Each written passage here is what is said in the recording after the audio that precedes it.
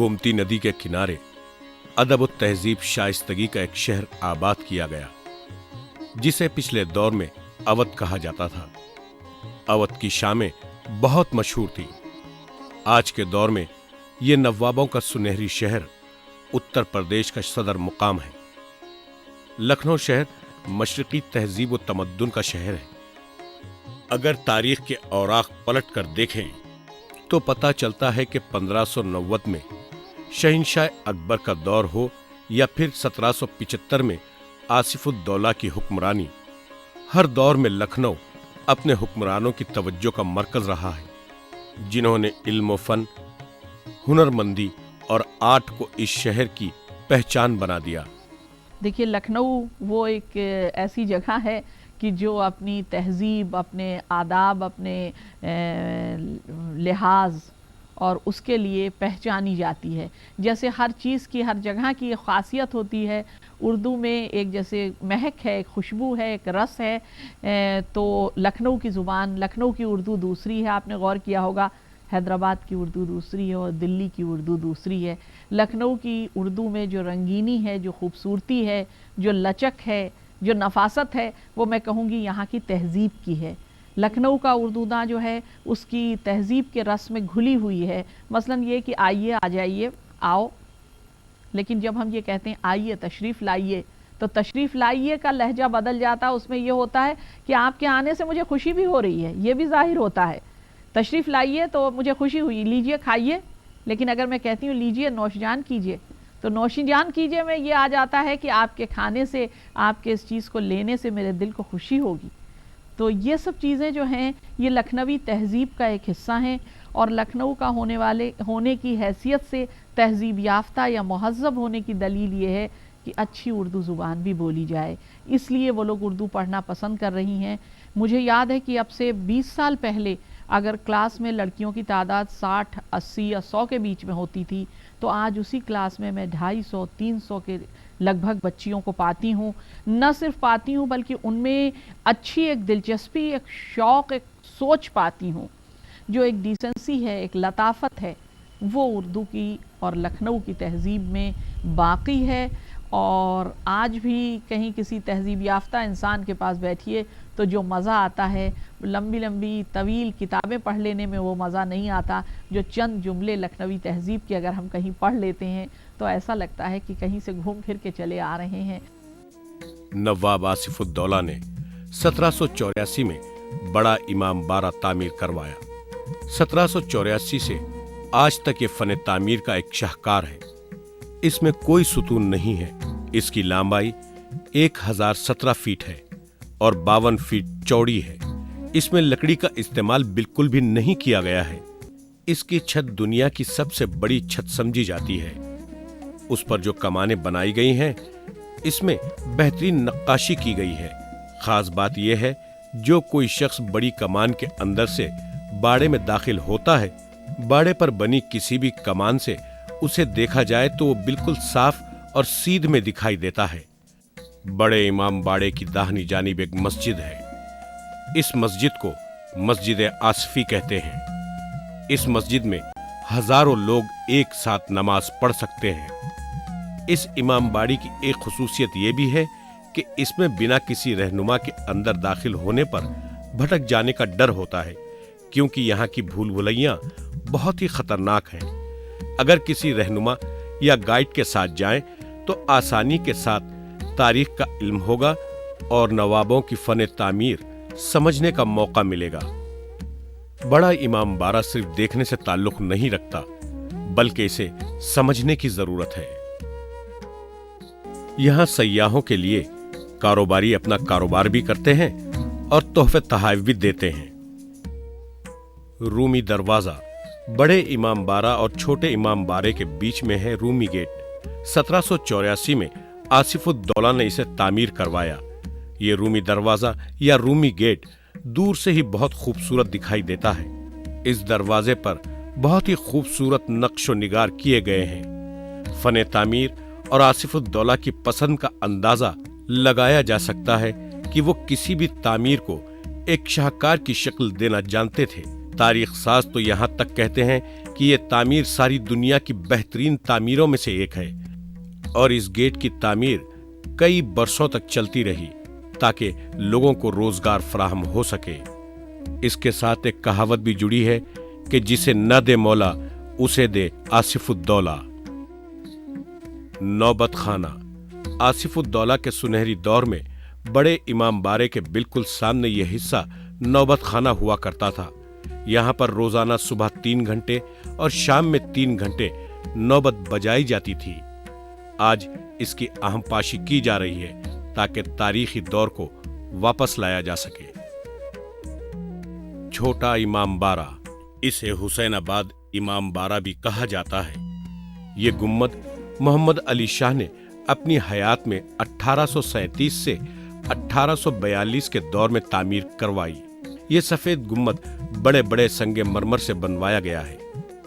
ये गुम्मद करबला में जिस तरह का गुम्मद है उसी अंदाज में बनवाया गया। इस खूबसूरत गुम्मद को देखने से लखनऊ की तारीखी याद ताजा हो जाती है। सफेद गुम्मद का अक्स पानी में साफ दिखाई देता है। सफेद और काले संगे मरमर से फने तामीर ऐसी की गई है कि जब आप इस गुम्मद को देखते हैं तो बस देखते ही रह जाते हैं। इसकी खूबसूरती आपके दिल में उतर जाती है और आप कुरानी आयतें साफ पढ़ सकते हैं। यहाँ एक तरह का रूहानी सुकून आपको मिलता है और आप यहाँ ज्यादा वक्त गुजारना पसंद करेंगे। सफेद संगे मरमर पर काले पत्थर से जुड़ी सफेद आयतें दिल को छू लेती हैं और आप एक ऐसे समाह में बंध जाते हैं कि उठकर चलने को आपका दिल नहीं करता। पुरानी तारीख के साथ साथ लखनऊ आज नई दुनिया में कदम रख रहा है, लेकिन यहाँ की अकीदत आज तक नहीं बदली। माह मुहर्रम में यहाँ मरसिया गोई होती है। शहीद करबला को याद करके मातम किया जाता है, जो नवाबों के उस दौर से आज तक भी जारी है।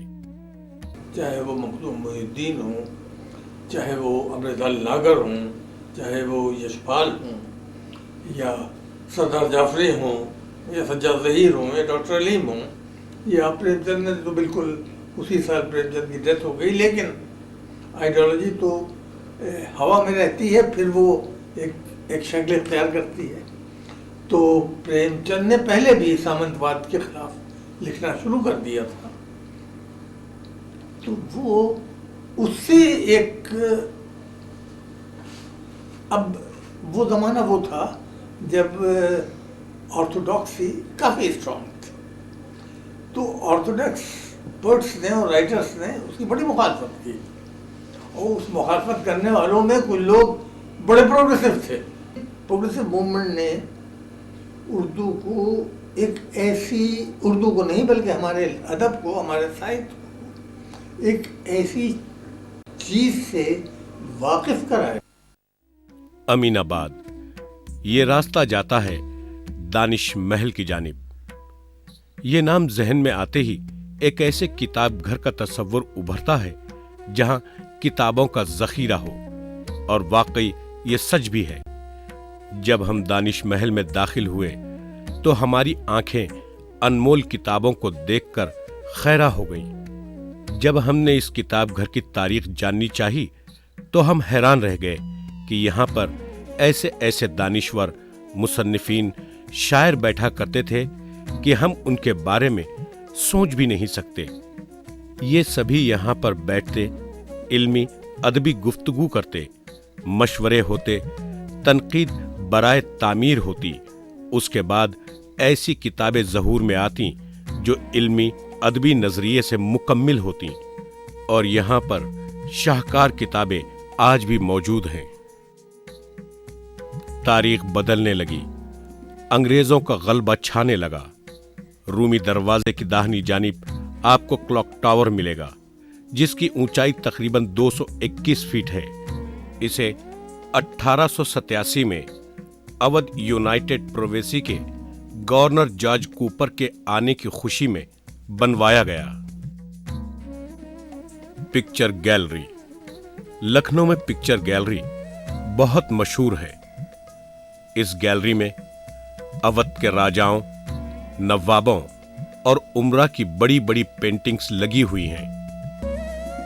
यही वो राजा और नवाब थे जिन्होंने कलाकारों की हमेशा हिम्मत अफजाई की। बिना किसी मजहब व मिल्लत के वो हर एक की मदद करते रहे, जिसकी वजह से यहाँ पर तामीरी फन, तहजीब और अखलाकी एक नई दुनिया कायम हुई और सारे हिंदुस्तान में भाईचारगी के नाम पर फैल गई। और इन सभी की काविशों की वजह से अदबी तौर पर दुनिया में लखनऊ को ऊंचा मुकाम मिला। लखनऊ में नवाब आसिफउद्दौला ने सन 1775 में फैज़ाबाद को छोड़ करके अपनी राजधानी तैयार की थी और इस कदर इस शहर को सजाया बनाया कि ये बागों और महलों का शहर कहलाने लगा। उन्हीं के ज़माने में ये शायर उनके दरबार में पनाह पाने लगे। उर्दू की क्या भूमिका रही है लखनऊ को बनाने में, ये सारा ज़माना जानता है। और ये तरक्की बराबर उस दौर से चलती रही। नवाब सादत अली ख़ां के वक्त में भी उनका दरबार भी शायरों से भरा रहता था। इंशाअ उनके बहुत ही करीबी शायर थे।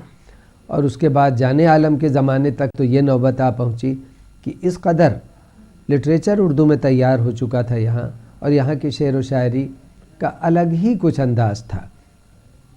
मुहावरों की मोहिनी, आसान से आसान लफ्ज़ों में ऊंची से ऊंची बात को पहुंचा देना। अक्सर एक दिल्ली स्कूल के लोग एक मिसरा भेजते थे गिरा लगाने के लिए कि शायद इनके बस का ना हो और ये ना लगा सके, लेकिन लखनऊ वाले ऐसा कमाल रखते थे कि मुश्किल से मुश्किल गिरा लगा लेते थे। जैसे कि मसलन एक मिसरा आया कि कोसों बढ़ा हुआ है पियादा सवार से। एक अजीब अनहोनी बात है, पैदल पैदल है, सवार सवार है। कोसों बढ़ा हुआ है पियादा सवार से, इस पर गिरा लगानी थी। लखनऊ में इस पर बखूबी गिरा लगाई गई कि कांधे पे है जनाजा तो मुल्के अदम में रूह, कांधे पे है जनाजा तो मुल्के अदम में रूह, कोसों बढ़ा हुआ है पियादा सवार से। लखनऊ में एक और मशहूर चीज है पतला मक्खन। नवाबों के शहर लखनऊ की जब बात होती है तो वहां के उम्दा ग़िज़ाओं का नाम लेना भी बहुत ज़रूरी है। लखनऊ के उम्दा खाने दिलकश रंग, और यहाँ के लोग खाना सजाने में बहुत माहिर हैं। चांदी के वर्क लगाकर उस पर बादाम पिस्ता सजाना एक फन है। यहाँ हम अक़साम के कबाब और रोटियां मिलती हैं। ख़ास तौर पर जब हम लखनऊ जाते हैं तो यहाँ के तुंडे कबाब खाने का तो मज़ा ही कुछ और है। तुंडे कबाब बहुत ही मुलायम और लजीज होते हैं। ख़ास बात इसमें यह है कि इसमें जो मसाले मिलवाए जाते हैं वो इतने सही होते हैं कि जैसे ही कबाब मुंह में रखा वो घुल गया। तुंडे कबाब खाने के लिए लोग लाइन में खड़े होकर इंतजार करते हैं। वाकई अगर आपको भी कबाब खाना हो तो जरा जल्दी आना पड़ेगा। खाने के बाद हम पहुंच गए उत्तर प्रदेश उर्दू एकेडमी। लखनऊ की इस उर्दू एकेडमी में काफी पुरानी किताबें महफूज की हुई हैं। 1400, 1500 से लेकर अब तक के बड़े बड़े मुसन्निफीन की किताबें यहाँ पक्की जिल्दों में रखी गई हैं। मिर्जा गालिब का लिखा हुआ दीवान भी यहाँ पर मौजूद है। उन्होंने लिखा कि किताबें हमारी बेहतरीन रफीक है, उनका साथ बहुत दिलचस्प है। वैसे यहाँ पर उभरने वाले मुसन्निफीन की माली मदद भी की जाती है। उनकी किताबें छापी जाती हैं। उनका अपना सेल्स काउंटर भी है जिसमें हजारों किताबें बिकने के लिए रखी गई हैं।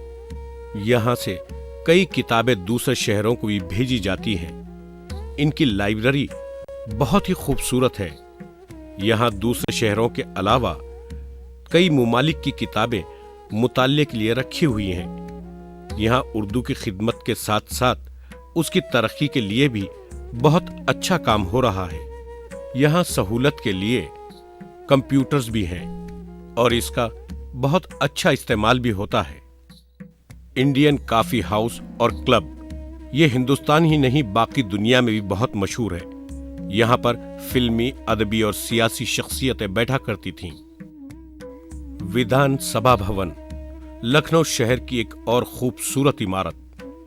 इसे देखने से पुराने लखनऊ की याद ताजा हो जाती है। लखनऊ का हजरतगंज इलाका बहुत ही पुराना बाजार है। ये नवाबों के जमाने से यहां बाजार चलता आ रहा है। आज भी इस जमाने में वैसी ही रौनक दिखाई देती है जैसे तब थी। अलीगंज का हनुमान मंदिर, इसे शत्तार कंदू नवाब सादत अली खां की वालदा मोहतरमा ने 1783 में तामीर करवाया, जो देखने से ताल्लुक रखता है। पुराने लखनऊ में नई तामीर, इंदिरा गांधी प्लानेटोरियम दिखाई देने में ये मदरसे छोटे दिखाई देते हैं, लेकिन यहां से ऐसी ऐसी शख्सियतें निकली हैं जो मुख्तलिफ शोबों में इंसानी खिदमात अंजाम दे चुकी हैं और इंसानी भलाई के लिए काम किए, जिनमें कल्बे सादिक जैसे जय्यद आलिम और कैफी आजमी जैसे शायर शामिल हैं। छत्र मंजिल अवध के दौर में यहां पर ब्रिटिश के गवर्नर रहा करते थे। इसे 1800 से 1880 तक तामीर करवाया गया। लखनऊ में नदवा का जिक्र न हो तो बात अधूरी रह जाती है। यहां से बड़े बड़े आलिम दीन निकले हैं। नदवा की लाइब्रेरी में हजारों तारीखी, इल्मी, मजहबी किताबें हमारे देखने में आई, जो बड़ी ही हिफाजत से यहां रखी गई हैं। यानी नवल किशोर ने अकेले उर्दू की जितनी खिदमत की, कई लोग एक साथ नहीं कर सकते। और नदवा जो है उसने, क्योंकि जिद्दत पसंदी भी नदवा में थी, तो नदवा ने से भी उर्दू का फैलाव हुआ और मजहबी तालीम हासिल करने की या मज़हब के बारे में लोगों को ज़्यादा जानने की जो ख्वाहिश थी, उसने भी लोगों को उर्दू की तरफ खींचा। कि उर्दू नावल की तरक्की में, उर्दू अफसाने की तरक्की में लखनऊ का बहुत बड़ा रोल रहा है। और तरक्की पसंद तहरीक जो यहाँ से शुरू हुई थी और जिसने उर्दू को बहुत दूर तक फैलाया सार और किताबें छपने लगी, तो लखनऊ को ये अहमियत हासिल है कि लखनऊ में ऐसे मराकज़ कायम हुए कि जिन्होंने किताबें छापने का काम किया। ख़ुद यहाँ क्योंकि एक शाही छापाखाना भी था, उसके अलावा नामी प्रेस यहाँ का बहुत पुराना प्रेस है और जिसने नवाबी दौर से ही किताबें छापना शुरू की। और ये लखनऊ की एक ख़ास बात है कि लखनऊ में दानिश महल जैसी किताब की दुकान थी और है अभी अमीनाबाद में वो, कि जिससे हिंदुस्तान के किसी भी कोने से कभी कोई उर्दू अदब में दिलचस्पी रखने वाला अगर लखनऊ आता था या अभी आता है तो वो दानिश महल ज़रूर जाना चाहता। लखनऊ यूनिवर्सिटी, लखनऊ यूनिवर्सिटी से बड़ी बड़ी शख्सियतें फारिग हुई हैं। इनमें डॉक्टर शंकर दयाल शर्मा, अली सरदार जाफरी जैसी शख्सियतें शामिल हैं। और ये फन तामीर का भी एक खूबसूरत नमूना है। उर्दू की तरक्की के लिए यहाँ एक नया शोबा भी कायम किया गया है। कोई ऐसी बात जो कानों को गरां गुजरे हम न बोलते थे और न सुनते थे। उठने का, बैठने का, चलने का, बात करने का तरीक़ा और सलीक़ा सिखाया जाता था हमें। और लिबास में, पोशाक में, खाने में, ज़ेवरात में, हर चीज़ को इख्तियार करने में एक तरह की नफासत शामिल थी। तो एक जो सेंस ऑफ ब्यूटी था, एक जो हुस्न का एहसास था, वो यहाँ पर बहुत ज़्यादा फ़रोग़ पाया उसने। हर चीज़ में हम हुस्न की जुस्तजू करते थे, जमाल की जुस्तजू करते थे। हर चीज़ में हम ये देखते थे कि उसमें खूबी और ख़ूबसूरती कितनी है। तो मुझे अपने लखनवी होने पर फ़ख्र भी है और मैं अपनी तहज़ीब पर और अपनी ज़बान पर फ़ख्र करता हूँ। और शायर आप सब ने सुना होगा, एक बहुत ही मशहूर नावल है उमराव जान अदा, जो इसी शहर में लिखा गया, मिर्ज़ा मोहम्मद हादी रुस्वा ने लिखा। उस नावल में जो लखनवी तहज़ीब की नफासत दिखाई गई है। प्रोफेसर मसूद हसन रिज़वी अदीब एक बहुत ही मशहूर मुहक़्क़िक़ लखनऊ के, जिन्होंने न मालूम कितनी किताबें अवध की तहज़ीब पर लिखी। यहाँ के जो बड़े शुअरा हैं, अनीस के ऊपर उनका ज़बरदस्त काम है और सबसे बड़ा काम उनका वाजिद अली शाह पर है। उसने सबसे पहले उर्दू का ड्रामा स्टेज किया। उसकी इनफरादियत, इंडिविजुअलिटी है इस राह में कि उसने उर्दू का पहला ड्रामा स्टेज किया। यहाँ ख़ास तौर से रास लीलाएँ होती थीं जिनमें बादशाह ख़ुद अदाकारी करते थे और किस तरह से उन्होंने मिली जुली तहज़ीब को फ़रोग़ दिया। मिर्ज़ा मोहम्मद अस्करी जो एक बहुत नुमाइंदा अदीब थे और जिन्होंने राम बाबू सक्सेना की अंग्रेज़ी में लिखी हुई किताब हिस्ट्री ऑफ उर्दू लिटरेचर का बेहतरीन तर्जुमा किया उर्दू में। تو یہ ایک بہت بڑا ادارہ ہے جسے ہم اتر پردیش اردو اکیڈمی کہتے ہیں، اور یونیورسٹی نے بھی ہماری کچھ مالی امداد کی ہے اس سلسلے میں۔ اچھے خاصے طلباء ہمارے شعبے میں آ رہے ہیں، ان میں دلچسپی ہے، وہ اردو پڑھنا چاہتے ہیں، اردو کے ذریعے روزی بھی کمانا چاہتے ہیں۔ چکن کی کاریگری صرف لکھنؤ میں ہی ہوتی ہے۔ یہ کام چھاپنے سے شروع ہو کر ہاتھ کے کام تک کافی محنت لینے والا کام ہے۔ ویسے چکن کے اچکن، دگلے، انگرکھے، دوپلی ٹوپی پر کام ہوتا تھا، لیکن جدید دور کا ساتھ دیتے ہوئے آج یہ دوسرے کپڑوں پر بھی ہو رہا ہے، جیسے شفون، جارجٹ وغیرہ۔ لیکن ہم تو کہیں گے یہ کاٹن پر ہی اصلی مزہ دیتا ہے۔ یہاں چکن کے کاریگر بہت ہی محنت سے ایسے خوش رنگ لباس بناتے ہیں جو عام دنوں کے علاوہ مخصوص وقتوں میں استعمال کیے جاتے ہیں۔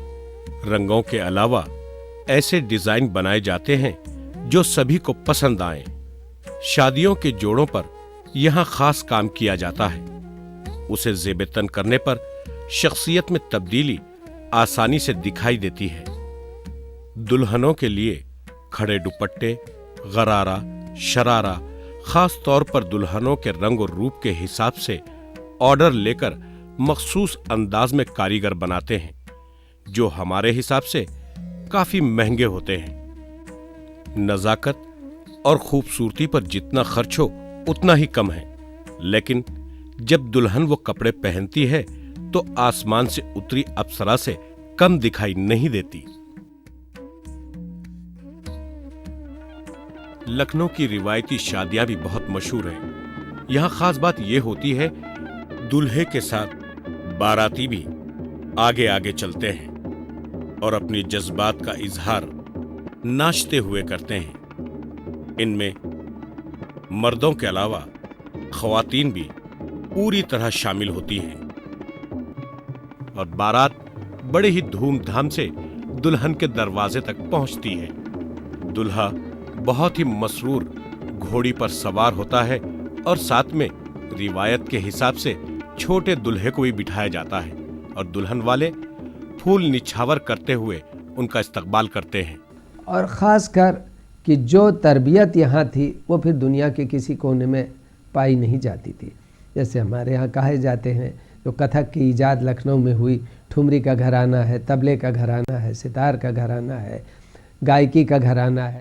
تہذیب، ادب، فن تعمیر، شاعری، مرثیہ گوئی، ٹھمری، کتھک اور اردو کی شائستگی اور اس کی ترقی کو ملایا جائے تو جو نام ابھرتا ہے وہ ہے لکھنؤ۔